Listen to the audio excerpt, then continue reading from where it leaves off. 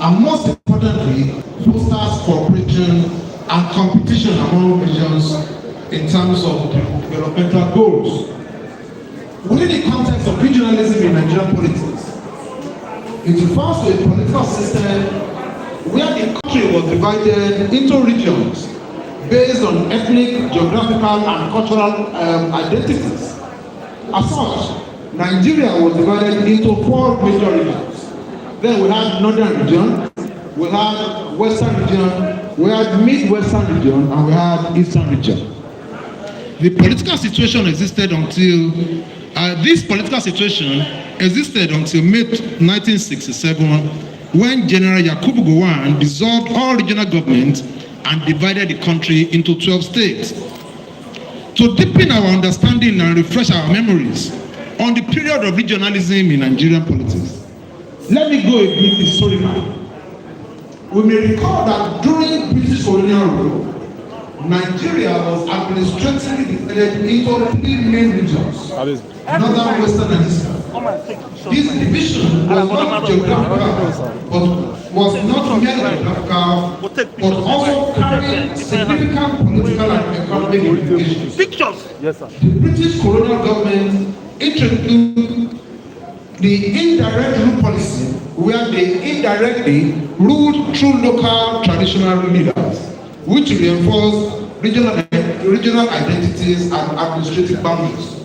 Each region developed distinct political and economic structures, creating a foundation for the regionalism that will persist after independence.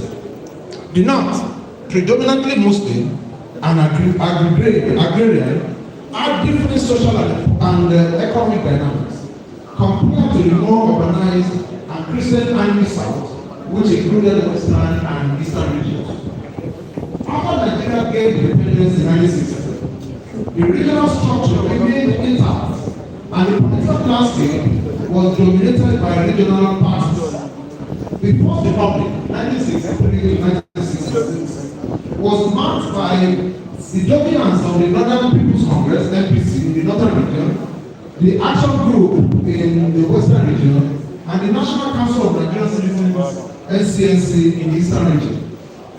This regional dominance of political parties led to significant power struggles and competition for control of the central government, contributing to political instability and eventually the military coup of 1966. The Civil War that occurred in 1967, between 1967 and 1970, further highlighted the deep-seated regional and ethnic divisions, with the Eastern region attempting to succeed as the Republic of Biafra. Before the Nigerian Civil War, there was a significant internal conflict within the Action Group political party. Why I'm mentioning the Action Group in this case is because it is peculiar to us here in Yoruba land. The crisis within the Action Group in the 1960s was a critical episode that shaped the trajectory of Nigeria's political landscape. The rivalry between Chief Obafemi Awolowo and Samuel Akitola was the fulcrum of the crisis. Awolowo, the party's founder, had a vision of transforming the Action Group from a regional powerhouse into a national force. This national ambition clashed with Akitola's pragmatic approach, who argued for a focus on consolidating power within the Western region before embarking on national aspirations. The ideological reach within the Action Group was pronounced. Awolowo's progressive policies, which included pioneering free education and health services, were aimed at rapid socio-economic development. Akitola, on the other hand, favored more conservative and region-specific policies, believing that the Western region's stability and prosperity should be the priority. The 1959 federal elections were a turning point. The Action Congress' relatively poor performance exacerbated internal tensions, accusations and counter-accusations of blame for the electoral outcome led to deepening divisions within the party. This power struggle culminated in a full-blown crisis in the Western Region Parliament. In the fall of 1962, the Regional Assembly session descended into chaos with violent clashes among legislators. This incident, known as Operation Wetting, the reference to the violent practice of dousing opponents with petrol and setting them ablaze, underscored the depth of the crisis. In response to the escalating violence, the federal government declared a state of emergency in the Western region. Dr. Moses Majekonomi was appointed as the administrator to restore order. This intervention further polarized the political landscape and marked a significant turning point in regional and national politics. The aftermath saw war and several other top national group leaders charged with treasonable felony, accused of plotting to overthrow the federal government in 1963, and Awolowo and his associates were convicted and imprisoned. The internal crisis and subsequent legal battles led to the decline of action towards forming political entities. With its leadership incapacitated, the party struggled to maintain its influence in the Western region and beyond.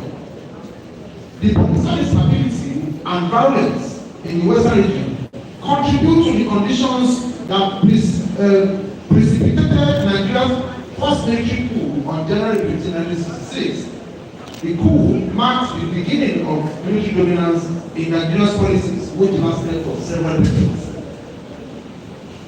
Despite the challenges of internal crises that characterize political parties during the era of regionalism in Nigeria, it cannot be said that regionalism in Nigerian politics is still a significant concept that underscores the importance of regional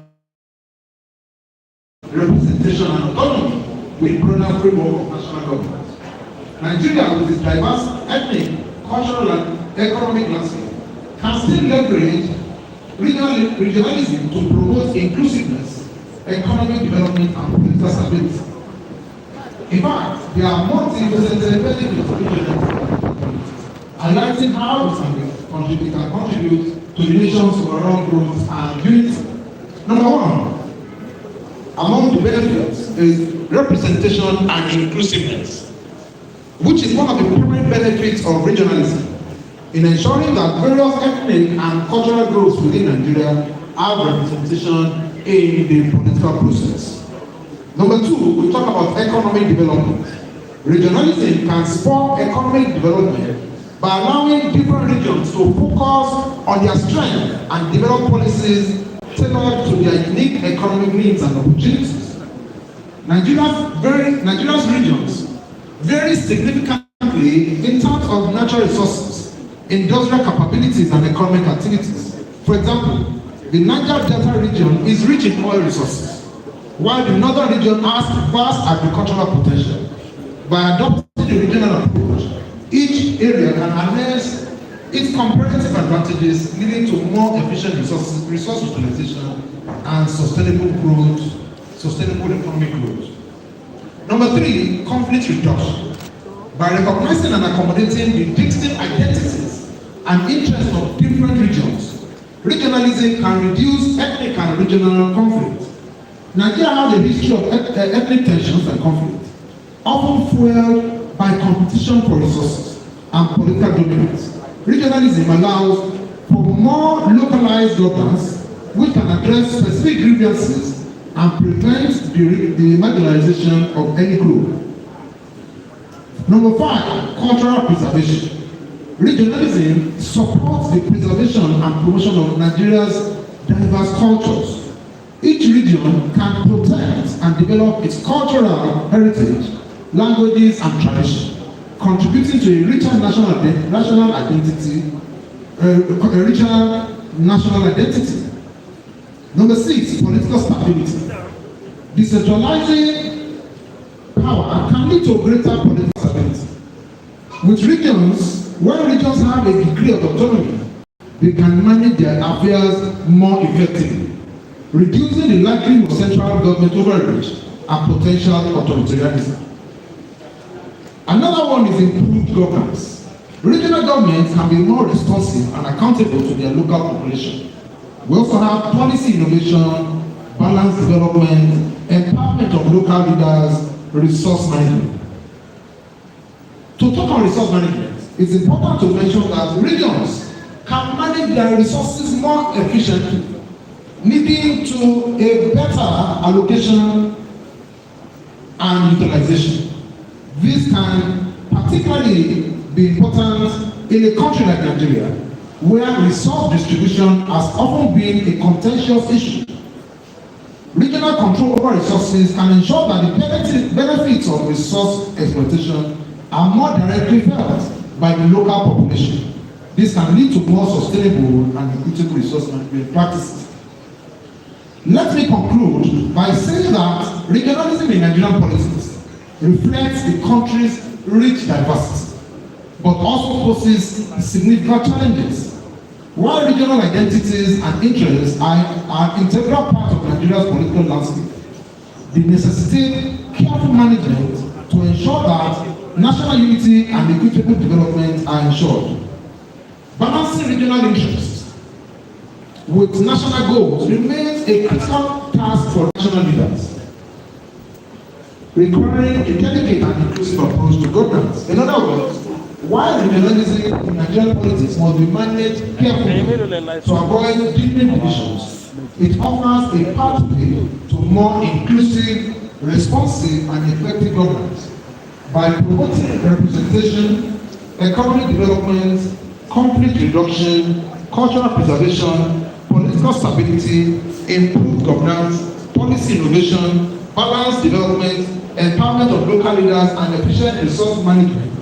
Regionalism can contribute significantly to Nigeria's growth and unity. Embracing regionalism can help Nigeria harness its diversity as a strength, fostering a more harmonious and prosperous nation. Thank you for listening.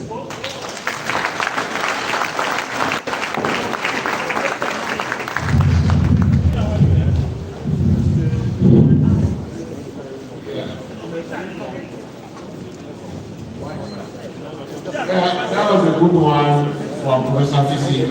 You don't see why he's director of what's that center? Intervention Center, Department of Political Science, for his own lecture. Thank you. 15 minutes.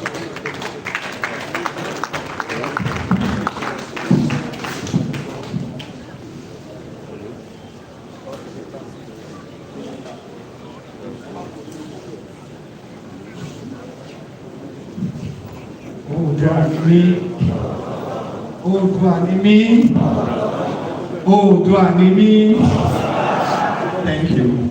I align myself with the existing protocol. I am honored to stand here in front of the low of the generalismo of the Yorubaris, Dr. Ogba and you, Adams. To deliver a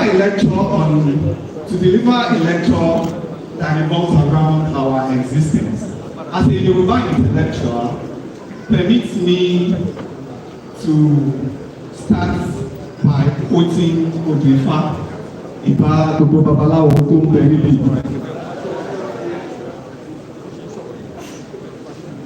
Ifá ní kápọ̀ kájú wọn, ká gbá gbogbogbò sí wọn, kó dàbọ̀ kó kójú pẹ̀dùpẹ̀, káṣọ wọn ya lẹ́ka ọ̀rọ̀, àti afọ alákọ̀ọ́lẹ̀ mẹ́sìn. Ọjọ́ tó lóun ojoyè, wọ́n lóun mẹ́ta ni ò gbọ́dọ̀ ṣe, wọ́n lóun ojoyè, wọ́n ní ò gbọ́dọ̀ fi gbọ́ ara ṣẹlẹ̀, wọ́n ní ò gbọ́dọ̀ fọ̀tẹ̀ èrò ṣọ̀gà, wọ́n ní ò gbọ́dọ̀ foríta mẹ́ta ṣọlẹ̀, alákọ̀ọ́lẹ̀ mẹ́sìn joyè tán, ó fi gbọ́ ara ṣẹlẹ̀, ó fọ̀tẹ̀ èrò ṣọ̀gà, ó foríta mẹ́ta ṣọlẹ̀, àwọn ará yín bá ń sọ pé àwọn ọba alákọ̀ọ́lẹ̀ ṣe mọ́ ìròyìn lákọ̀ọ́. What that Odifa simply tells us is that if you cannot keep up with the promises and with the social contract, there will be what? There will be revolution, there will be crisis. What we are saying in essence is that the present issue we are facing as a country is as a result of what? Injustice, oppression, and marginalization in the Nigerian polity.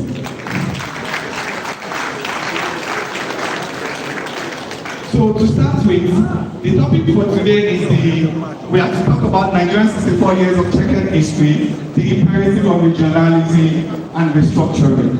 Let me quickly take us to the memory lane. The amalgamation of the northern and southern protectorates was based on economic rather than consensus among the founding fathers.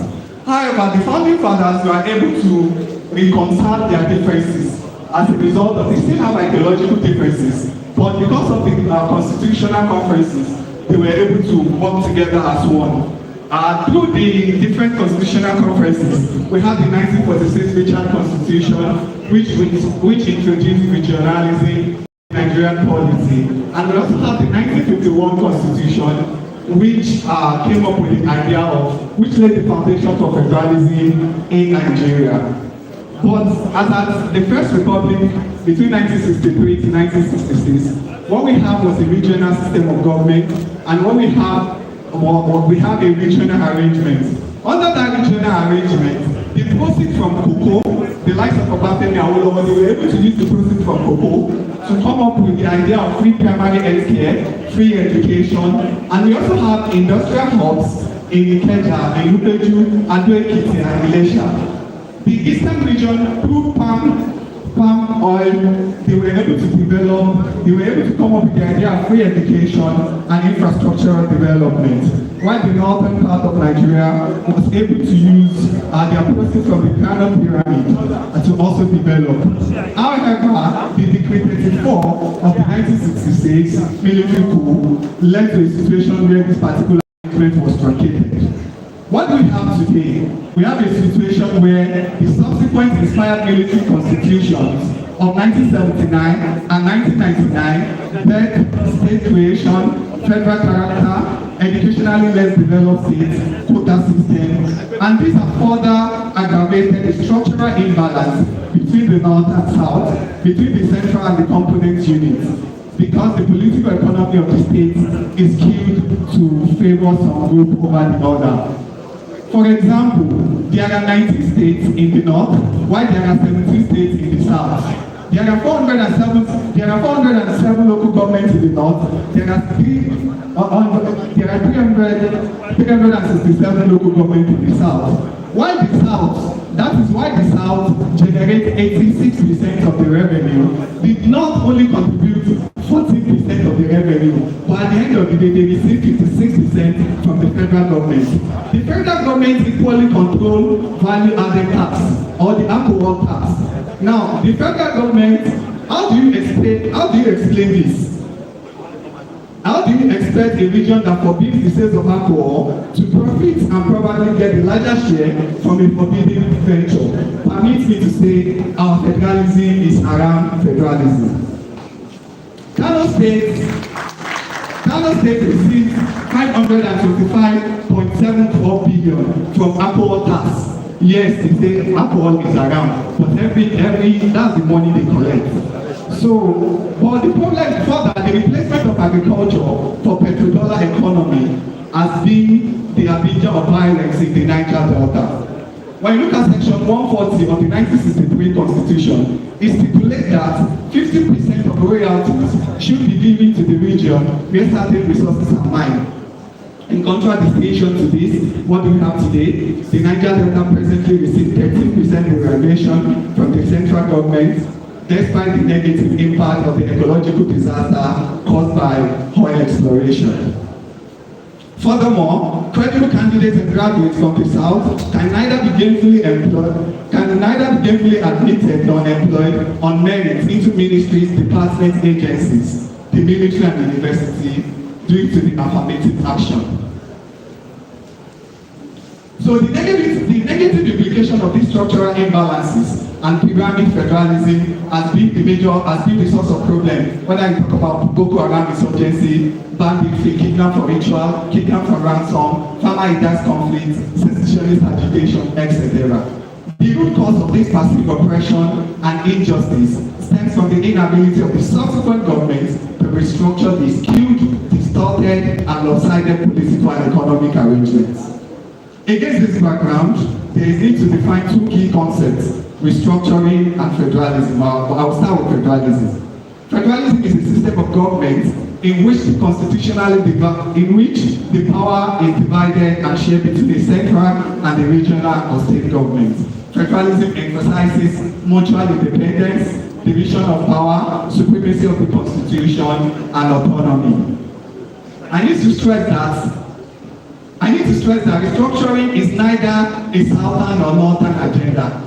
Rather, restructuring is a national question born out of the need to correct the problem of disempowerment, economic underdevelopment, social suffocation, authoritarian political tendency, dependency, and exploitation.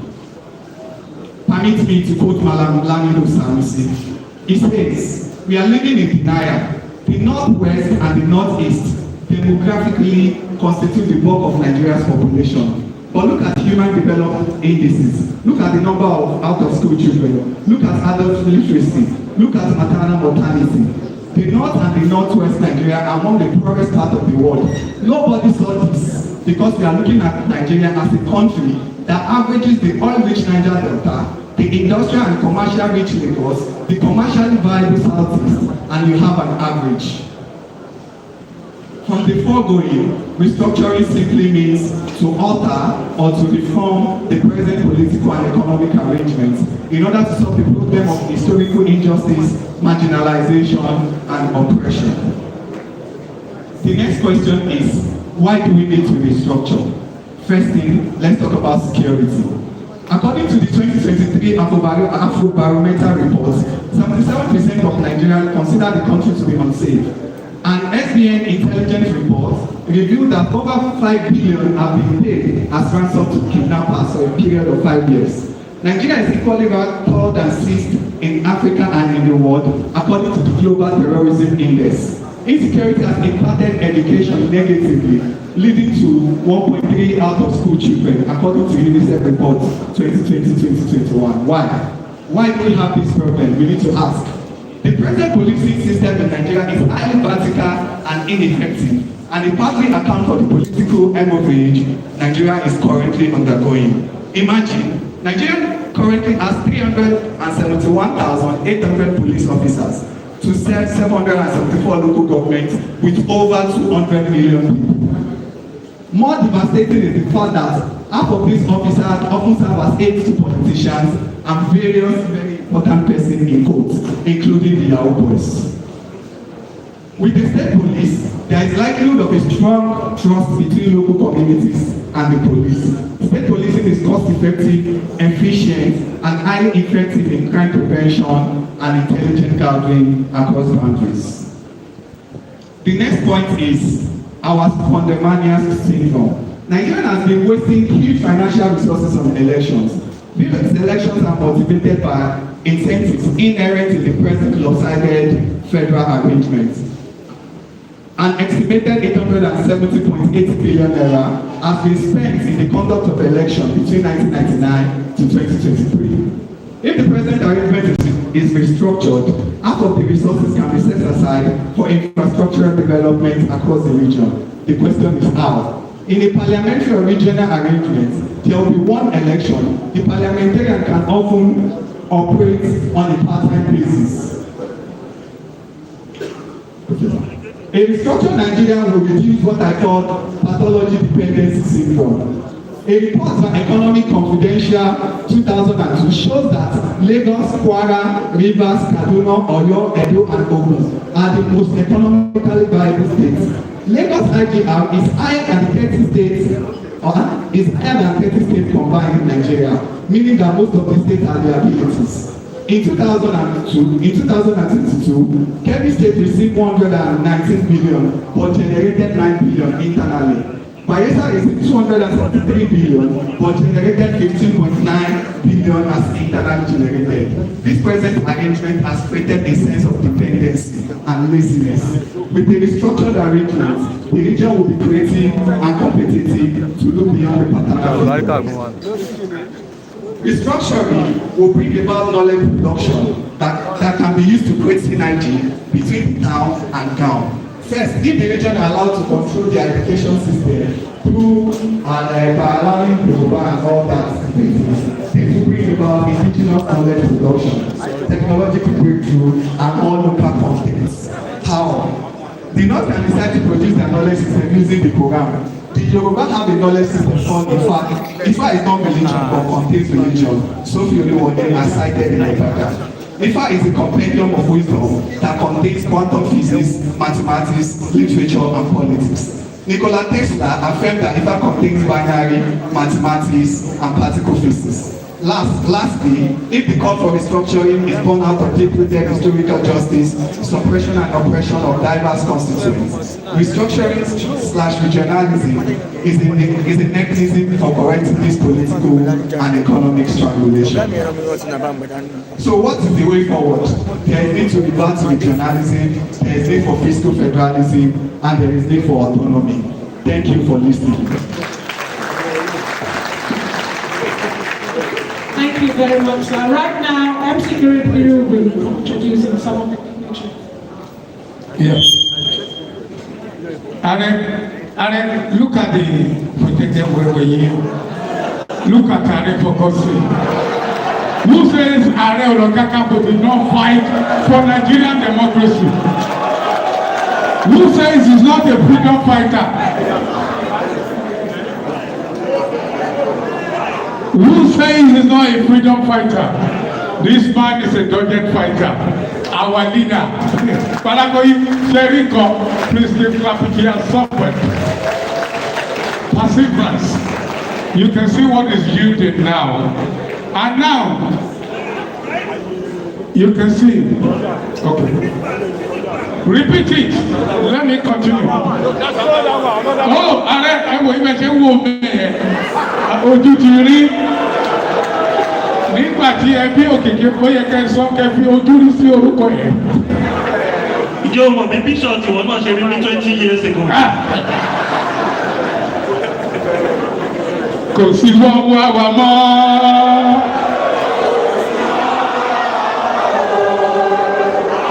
Ààrẹ ti kílẹ̀ wọ́n tẹ̀ bàbá.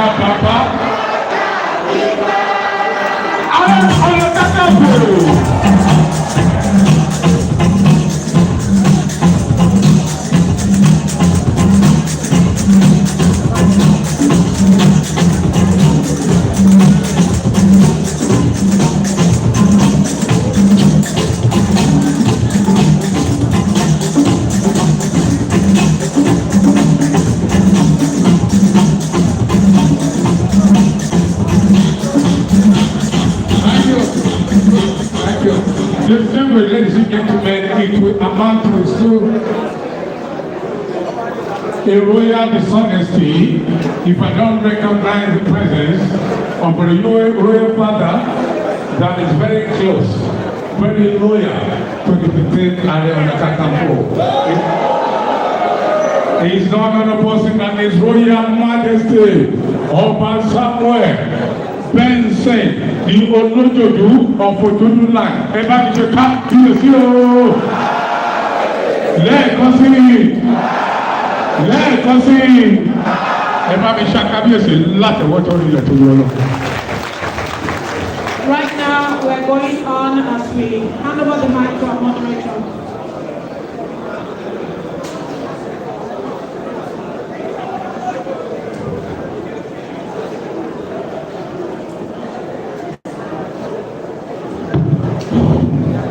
That was a good one. The mic is back to me.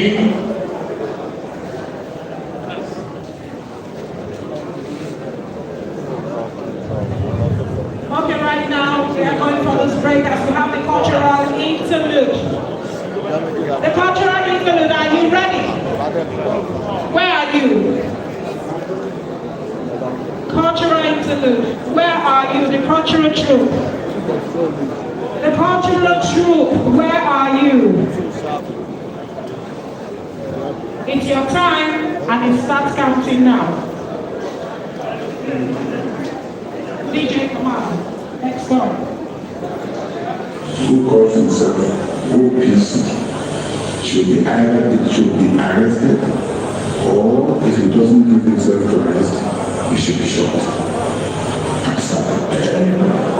Who calls himself OPC should be arrested.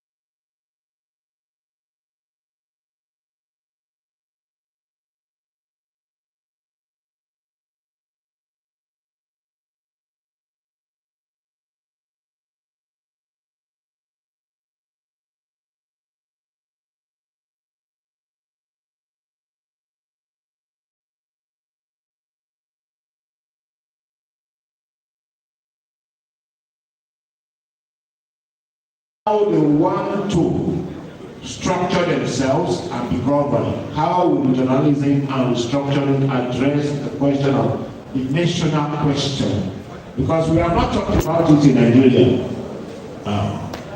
Thank you, sir. Thank you very much. Please permit me to stand up so that I won't be sitting on existing protocol. Okay, sir. So let me stand on existing protocol, but not without appreciating the array of Kakamfu of Yoruba land. And I say that for a purpose, to bring to light what I am about to say. Now, you will agree with me that the reversion to the whole national anthem, making it new, has given us a leverage and a mission which I basically came to these events to communicate. They said, Nigeria we hail thee, our home their native land. Though tribes and tongues may differ, I think the basic problem we have in the Nigerian society is a problem of identity. For too long a time, we have been coerced into hiding our identity within the call to nationhood. And that has not worked. And now, by this reversion, the implication is that the national anthem has recognized that I am an Ogba man, a Yoruba by tribe, from southwest Nigeria. That is my identity, now recognized by the national anthem. Now, it went on to say, a brotherhood will stand. Maybe it should have been a nationhood will stand. Because we can't differ in tribe and tongues and then come to brotherhood. The call is to nationhood, and that must be clear. And sir, the area of the Kakamfu, though it's a struggle for us to come to the fullness, the full realization of our identity. But I know there is a citizen of the Yoruba nation who is already there. And that is your person. How do I mean? Every chief in Yoruba land that you will run across will either be the Bobagoa of Ogba land or Asiwaju of somewhere. The only one that carries the identity of the Yoruba nation is the area of the Kakamfu. Meaning that as the Kakamfu, you are already there, we're all here, we're looking up to you, and we believe that you will advance and escalate the demand of the Yoruba nation for an identity within the nation we call Nigeria. Thank you very much. That was a good one.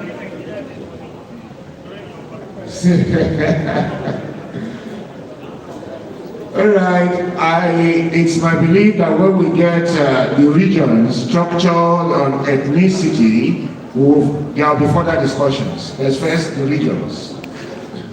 Because, like we say, we don't bring all the matters out at the same time. So, step by step. Am I right? All right, so I'll now be going to Barrister Shakuru Omolaja. I believe that's who's that. All right. Now, the question I would like you to address is, since you're a lawyer, how do we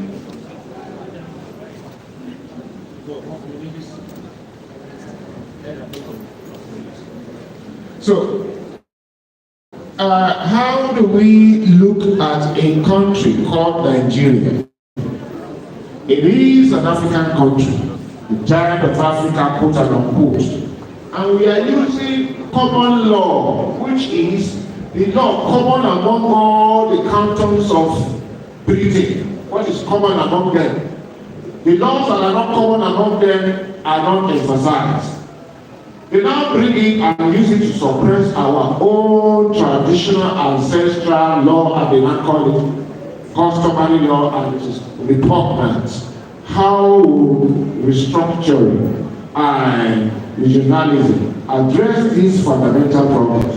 Because if we don't address it, it means we are still slaves. Thank you, sir.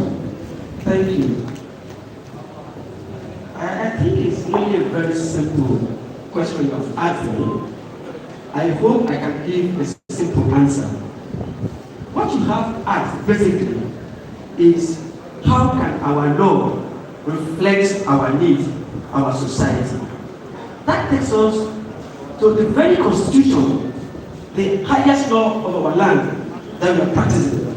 That every lawyer has taken a course in constitutional law. And there's something that bothers us forever up to the law school. We say that for Nigeria to work, you must have an autochthonous constitution. It's just a pity that when you ask lawyers to talk and you give us 5 minutes, you leave over limit us. But I'll try. You are basically asking for a group of laws or the law that will reflect our yearnings, our needs, that will encapsulate our tradition, our culture, our aspiration. The present constitution is a fraud. The present constitution is a lie.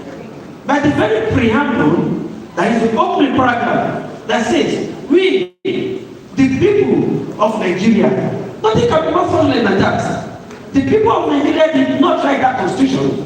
Some persons who were unpicked wrote that constitution and foisted it on the rest of us. You were trying to be a lawyer in your question.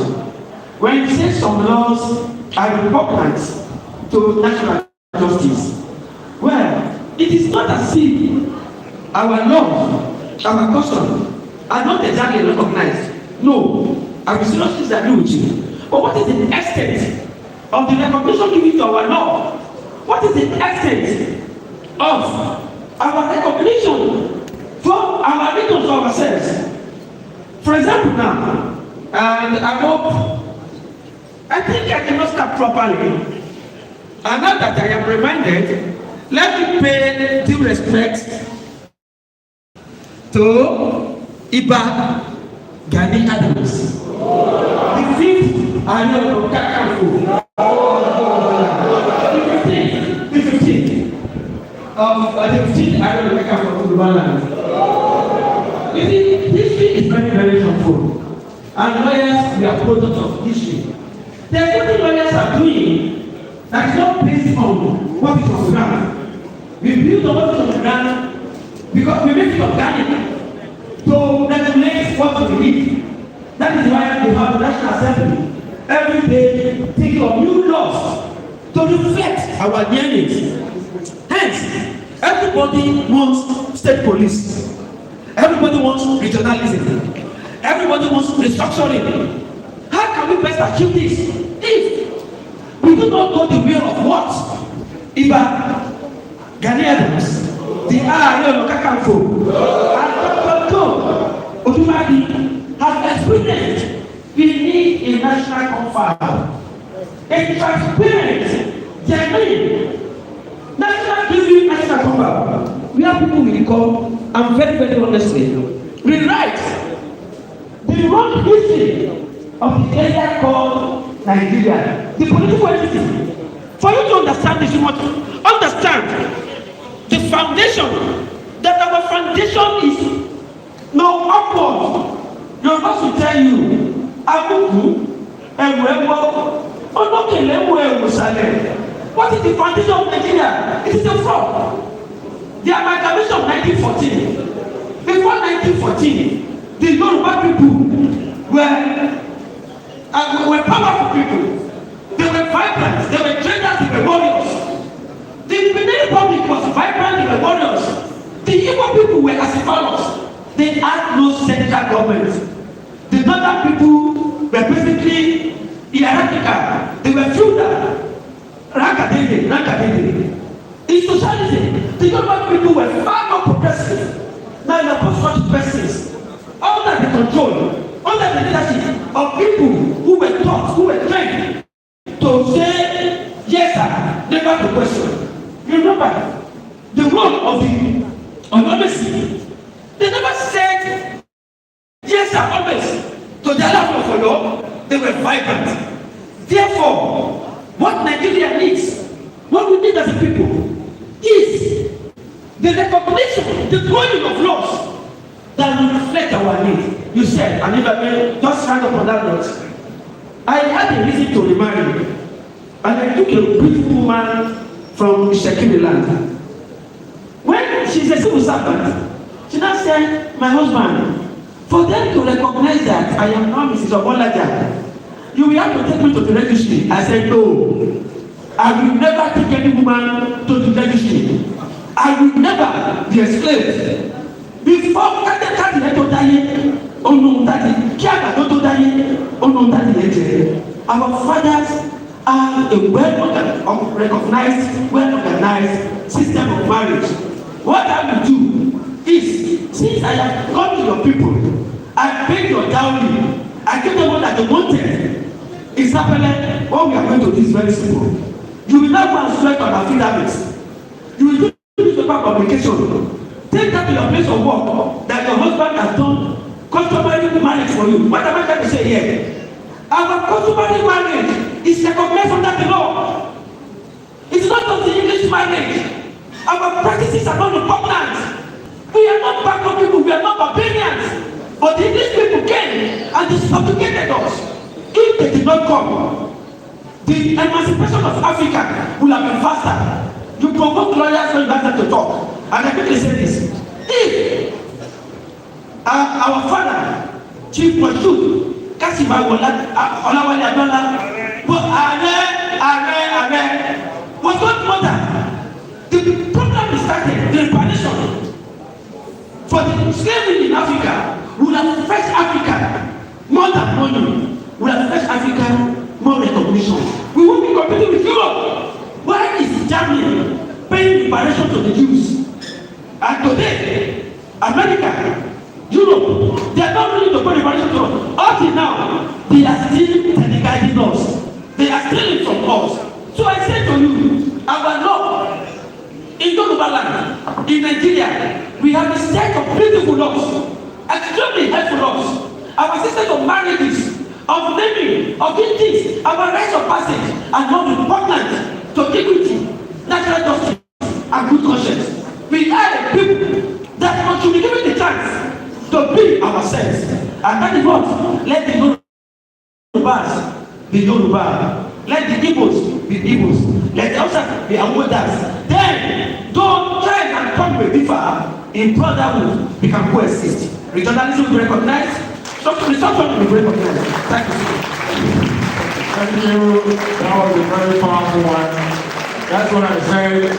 The restructuring regionalism matter. We have a lot, plenty things to do. Because a lot of things have been put upside down. Like we say in my language, like we say in so a lot of things we have to do. Now, I'll be calling on Barrister Ahmed Dada Abbas. That's you, sir? All right. So, sir, as a social advocate, human rights defender, I would like you, an activist, I would like you to speak on how regionalism and restructuring will help us to address the problem of alienation in our education system. Because the education they are giving us now, just like the law, everything, cannot make us even be spoke. It makes us to lose our identity instead of being who we are. So how will be structuring and Thankful for this glorious gathering. And I also want to acknowledge the presence of all the eminent men here. Our problems are very simple. When I say simple, if you are not a student of history, like so many speakers have said, the problem of leadership in Nigeria is that our leaders are divorced from our history as a people. We have a glorious past. Of recent, some Americans organized a reunion service in the United States of America. These were students who attended University of Ibadan and went to a Nigerian restaurant to organize the reunion service. As far back as 1970, Saudi Arabian monarch, the kings of Saudi Arabia, were attending hospitals, University College, Ibadan. Monarch, the Saudi kings, were attending our hospital. That's simply to tell you that we have a glorious past. And we simply need people who are authentic in their thinking. Let me state categorically and unequivocally in this gathering, Nigeria is like a nation, like an aircraft that is flying at 1,000 feet above sea level when she has the capacity to fly at 42,000 feet above sea level. And the Yoruba intellectuals, I will hold you responsible. If Nigeria is going to attain her potential, you have a role to play. 1957, it was a Yoruba man that stood before the British Parliament in 1957 and told them we are right enough to govern ourselves. It took other tribes 3 years before they were prepared. They told the British Parliament that we are not ready for independence. When a Yoruba man in 1957 told them we are right and we have the capacity to govern ourselves. Lagos State being the economic capital of Nigeria is not by accident. It was the brainwork of a Yoruba intellectual. In case you are not aware, he was so brilliant that Nigeria going into a war needed an economic manager. Didn't find anybody in the ivory towers. They went to Calabar and bring out a conflict. It is to tell you the acknowledgement that this is not where you belong. You belong in the palace. So what am I saying? Let me just give as a lawyer. If I'm given the opportunity to govern any state in Nigeria today, I will set up that state court of appeal and that state Supreme Court. You may ask me why. It is administratively an aberration, structural aberration, intellectual aberration, administrative and a constitutional aberration.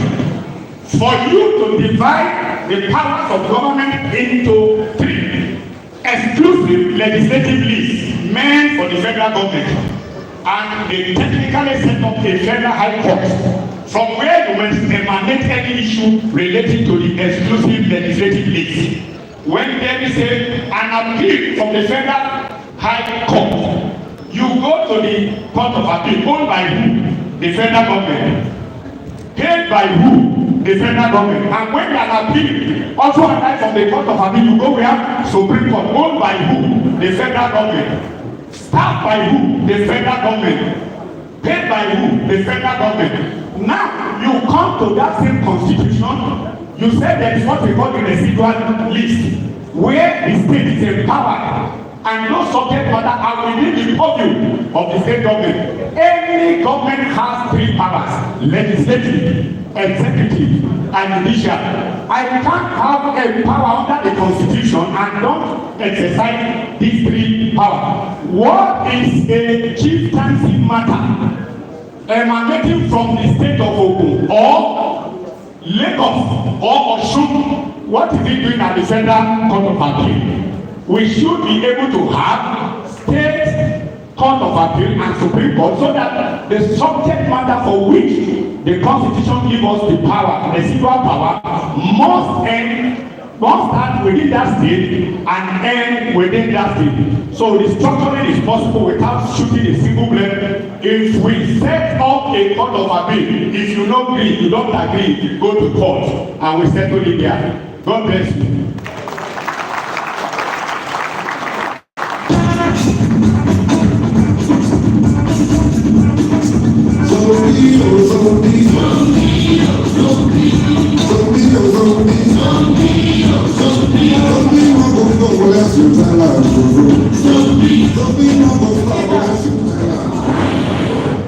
All right, thank you. That was a powerful one. All right, so we will be calling on Comrade Debo.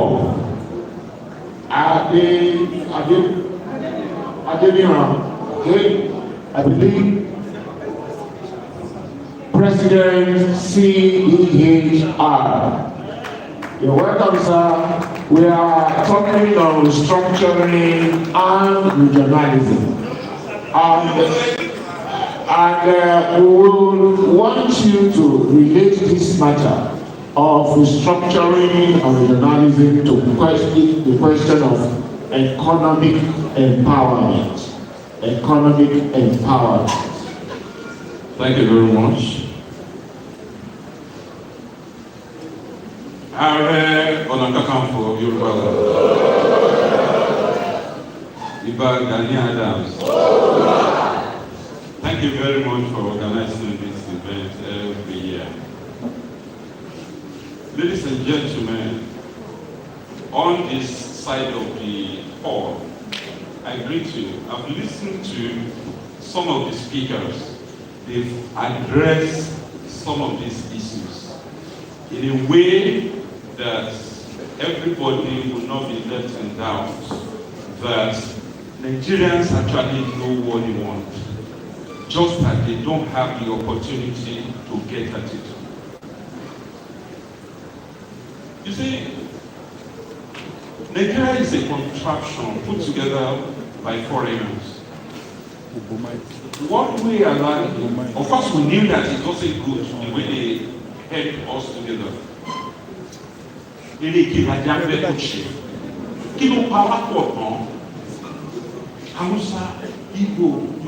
Yes, we can be friends. But there are dividing factors. Ìwà wa ó yàtọ̀ síra wọn, ó tẹ̀ ṣe díẹ̀díẹ̀. Bá a ṣe jẹun ó yàtọ̀ síra wọn, bá a ṣe ń wọṣọ ó yàtọ̀ síra wọn, bá a ṣe ń ṣe, bá a ṣe ń wọ. Our work views are different. The way we want to develop ourselves are different. The way we want to govern ourselves are different. The history of traditional government in Africa differs from one ethnic group to the other. Before the amalgamation, nobody negotiated and wanted to be friends with another. But for administrative convenience of our colonial masters, who are still running underground system, as well called it, wanted us to be forced together so that they will be able to exploit us better. We are talking about restructuring. Why do we need it? Because we develop at different paces. We educated ourselves differently. When the late Chief Obafemi Awolowo introduced free education in this part of the country, some other parts were making jest of him that he couldn't succeed. Obafemi knew where to source the money from. Some other people didn't develop the economic potential of their area. he developed cocoa, beyond cocoa he developed coffee, he developed kola nuts. Not, we are just mentioning cocoa. He educated people traditionally and academically. The traditional Yoruba culture understand the economics of those times, and that is why you didn't have any traditional Yoruba family that didn't have two houses, one in their villages or towns, or then another one in their farmland or in their places of work. They were rich. Poverty was not this, widespread. So when people talk about restructuring, I will ask, what were we doing when they destroyed the structure that developed us to the level that we were when we were establishing University of Ibadan, establishing the first television station, in Africa, not only Nigeria. Why did we destroy that structure? Now, why is it that we polluted our political system that now make it a marketplace of electoral allocations? If you don't have money, you can't get it. I was discussing with somebody else the other time. We have activists. Why is it that activists don't succeed when they contest election? And those that succeeded in winning election get sucked into the political agenda of the capitalists. Why is it that they don't look back, they don't look back and empower those they left behind, even those who rode on the back of collective struggle to position of prominence? They sucked them in. They wanted to do the way what they preached, but the system didn't accommodate them.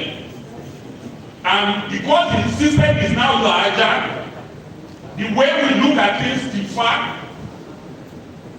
They don't want anybody to oppose the central position of the political hegemonists. So everybody now get quiet because they want to remain in power at all costs. Even those of them who used to be our comrades, I saw them in the National Assembly. What did they do there when the mostly speak for us? So restructuring, we bump our gains economically, academically too, and financially. Money will come to our pocket if they restructure us. So everybody will now become creative on things that we do that will bring money to their pocket, with which they will fulfill their socio-economic, responsibilities and reduce criminalities and crimes in our society. Our laws will also be restructured so that corruption will be eliminated to the barest minimum or reduced to the barest minimum.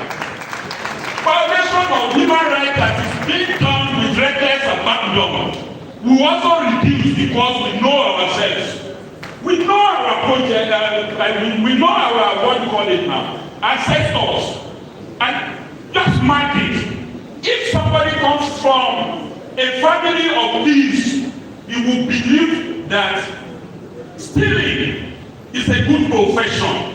A new crop of fraudulent elements are now coming up. Their family, of course they are already raising family. The generation of Yahoo boys and girls, the Yahoo plus is now coming in, engaging in ritual murders and getting away with it. Now, when the children of such people develop, they will not be able to identify what their progenitors did to make enormous wealth damage display. They have so many cars, they have so many houses, they have so much influence, but they can't, they are not proud to tell their children that they stole or they defrauded certain people to get that money. Restructuring may come along that line to normalize the effects of fraudulent practices in our society. Thank you very much. Thank you, sir. That was a powerful one.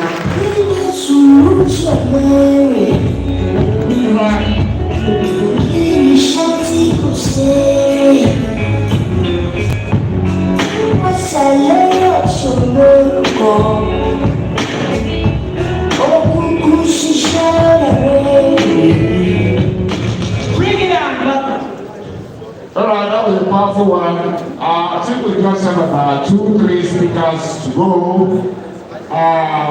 Coming from the right, I will call on Prophet Ololabi David. Sir, I would like you to speak to the question how the structuring and regionalism will guarantee us religious security. Thank you, sir. 5 minutes, sir. 5 minutes. Thank you very much, sir. Standing on the existing protocol, Iba, I recall that this time last year, right in this auditorium, you were both anthropologically and archaeologically lamenting that those of you who fought for democracy never benefited. Sir, I prefer to stand for So, sir, you were, sorry for the word lamenting, last year, you were lamenting that those of you who fought for democracy never benefited. And the question I raised then was that you never, what I said was that what effort did you put in place to make sure that the elephant of democracy you killed did not fall in the hands of the thieves that has ravaged now? So pathetic on Dr. Joe Okeyumaki has left. Sir, respectfully, sir, to you, I could see my brother Joseph Eba, Dr. Bola Diagiyemi, Dr. Joe, every one of you who fought for this democracy, fought and left democracy in the hand of looters. You did nothing to preserve that office. You killed the elephant of democracy and left it in the hand of scavengers. Sir, it is my humble opinion that from 1999 to date, our democracy has fallen into its wrong hands. Honestly, from 1999, I am of the opinion that our democracy has fallen into wrong hands, has fallen into the hands of robbers, looters, and scavengers. Now we are talking. We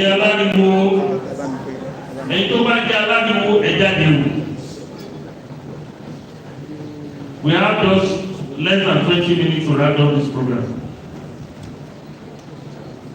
Sir, now that we are talking of restructuring and regionalism, I want to bring that it's another round of struggle.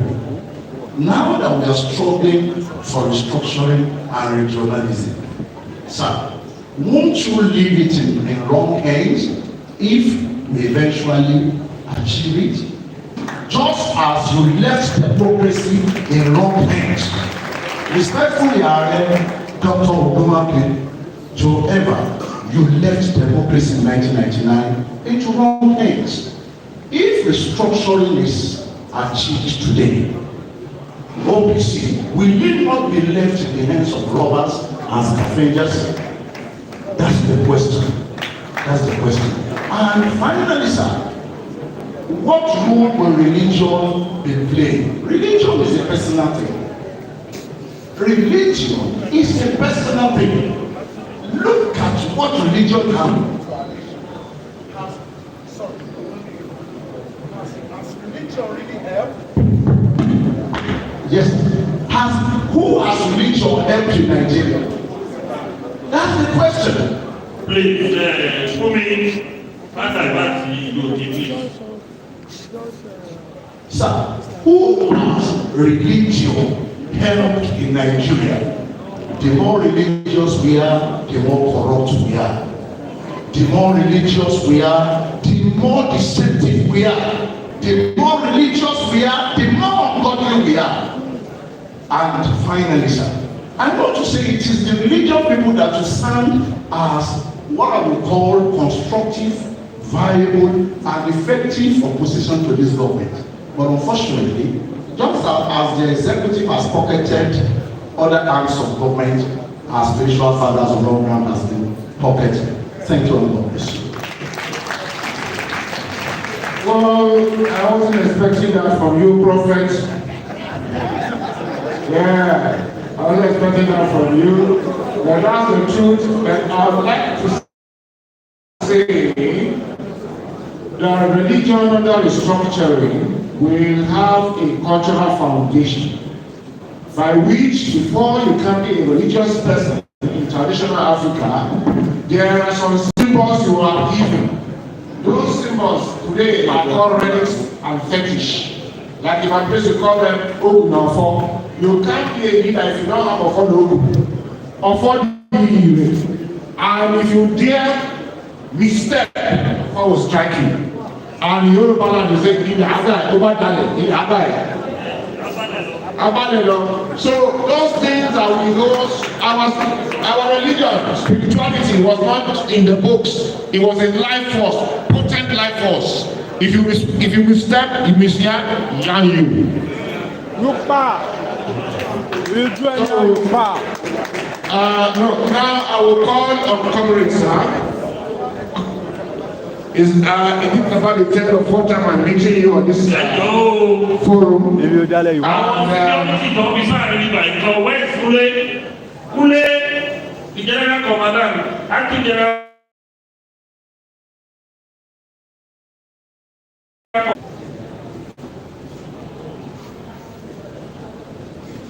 And a mark coordinator to back in lobby by a mark here.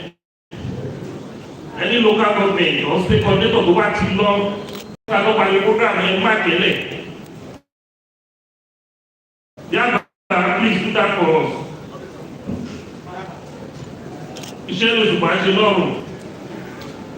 Yeah, comrades, sir, this question to you, sir.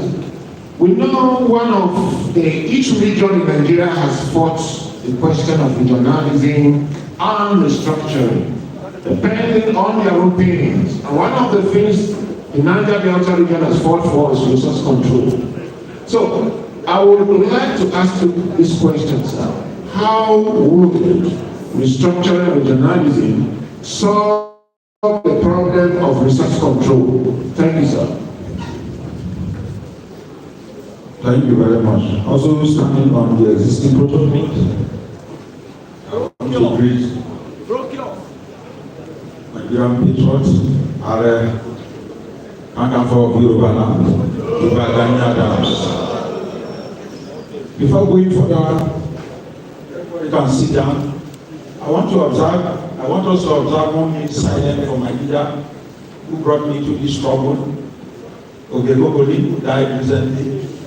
And I was on television, TVC, begging the president, it's on record, begging the president a week before he died, before he gave up.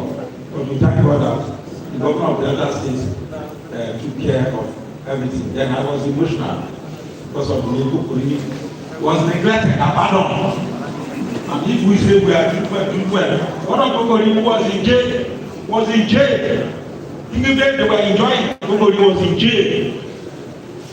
Let us observe 1 minute silence. Thank you for standing up. God bless you. May the soul of Kokori and all of that departed rest in peace. Thank you very much. When Kokori was arrested, he said, look, Eva, mobilize our people from the river area. Mobilize and throw stones. Let people know that this June 12 is not Yoruba matter, it's national matter. How many people can you find like that in Nigeria? How many people? How many people? So we involve non-indigenous in Lagos, especially Niger Delta, Liverpool, Ekpe, Badagry, Maitu, my own area, Ketu, Maryland, non-indigenous. So when soldiers capture money, they will be surprised that some of them are not Yorubas. That was the strategy to make June 12 national matter. My leader, may his soul rest in peace. Now, like what Alames had when he established the Niger Delta University, he asked me, where can we get lecturers from UK, from Japan, to think of this university? I said, it is only University of Ibadan or Ife. It's only the Yoruba people. This problem we are talking about here, only Yorubas. Only Yorubas. Go back to your history. Even your own son, Obasanjo, church with him for 10. He is surrounded. Obasanjo surrounded. It was Yorubas using their media. This, we don't know why God is speaking. But let's say that. Maybe it's for this purpose. We should not neglect it. The Yoruba intellectuals go to Olesoyinka, Femi Falana and all that. When they lead, when the Yoruba lead, others follow in this country, right from the beginning. The very simple thing.